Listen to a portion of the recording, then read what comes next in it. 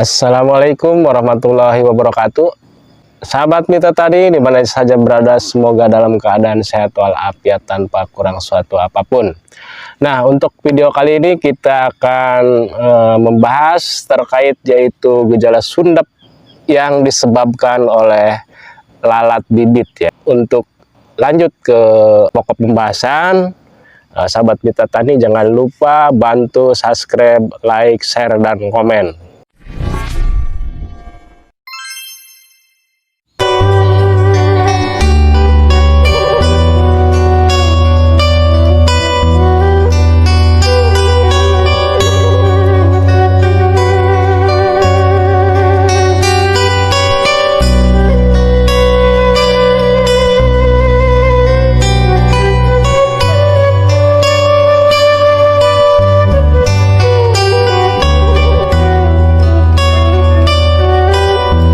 Sahabat mitra tani, di mana gejala sundep yang disebabkan oleh lalat bibit ya, biasanya penggerek batang itu menyerang hamanya yaitu oleh ngengat ya.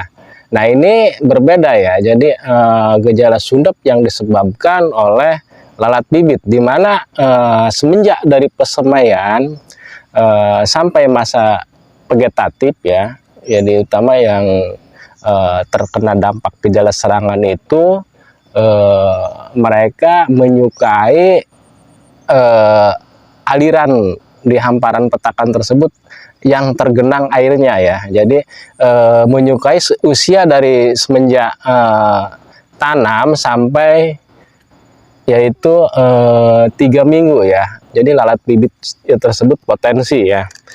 Nah, untuk itu kepada sahabat mitra tani, jadi untuk mengetahui daripada gejala serangan sundep tersebut, nah sangat ini ya. Jadi kelihatannya tanaman padi itu seperti ini ya.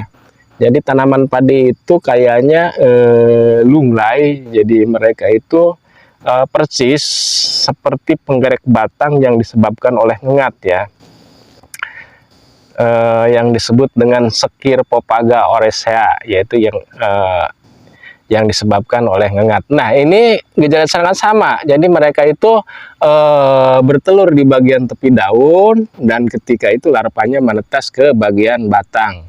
Nah, jadi gejala serangan yang ditimbulkan oleh lalat bibit, nah di mana lalat bibit ini menyukai yaitu suhu kelembaban yang sangat tinggi dan potensi di musim hujan.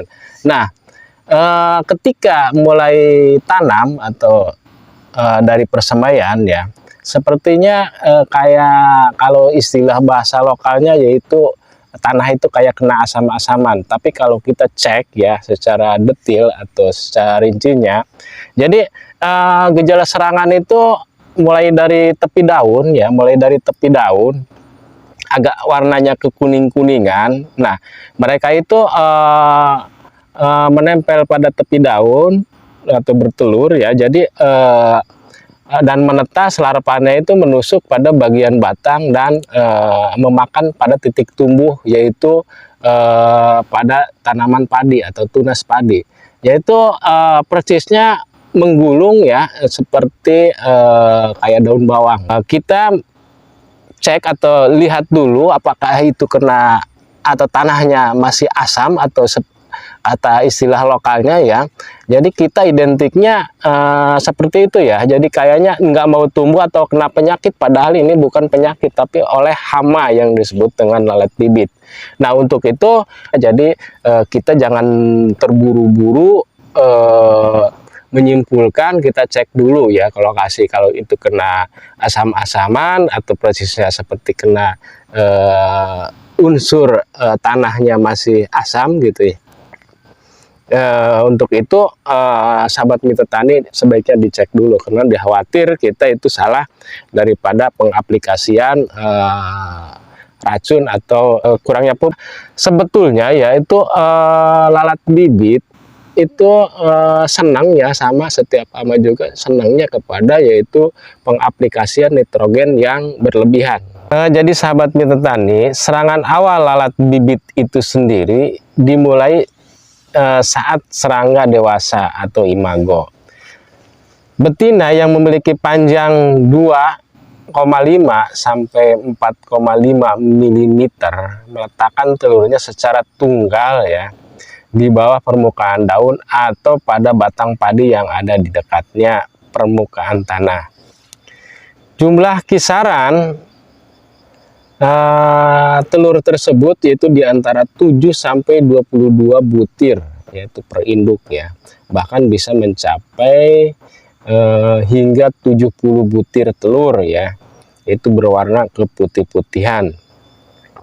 Nah, lalat bibit tersebut yaitu meletakkan telur pada pelepah daun padi ya pada saat sore hari di mana matahari mulai tenggelam ya.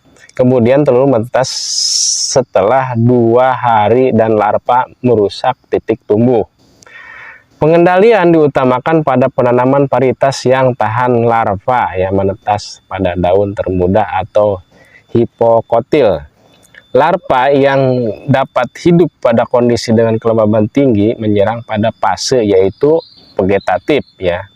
Imago aktif pada sore hari hingga malam hari.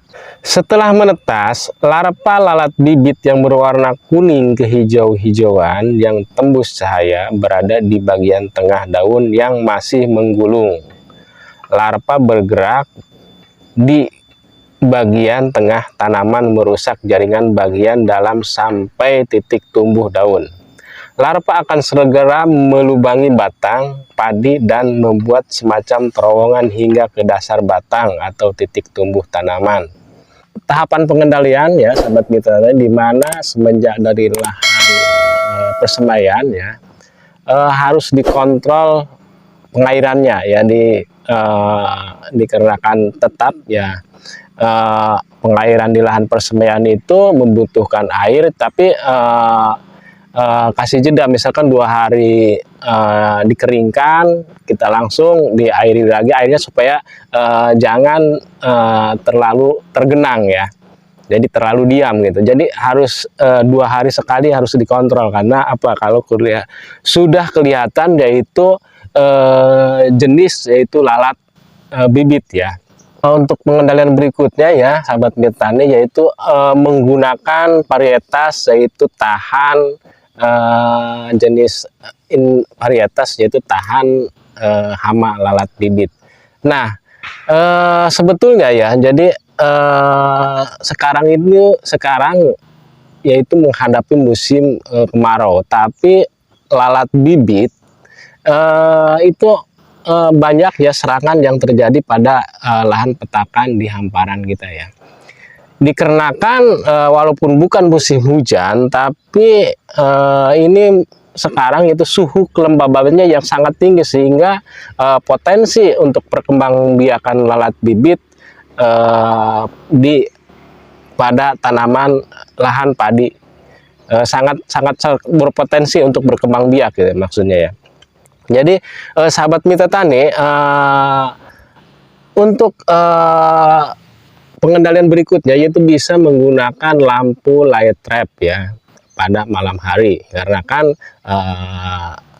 baik siang maupun malam hari itu lalat bibit itu sangat aktif ya, tapi kalau pada malam hari mungkin mereka menyerang atau menghampiri pada sinar lampu ya. Pengendalian secara hayati. Nah, yang pertama yaitu pengendalian secara hayati dengan memanfaatkan parasit bagi hama.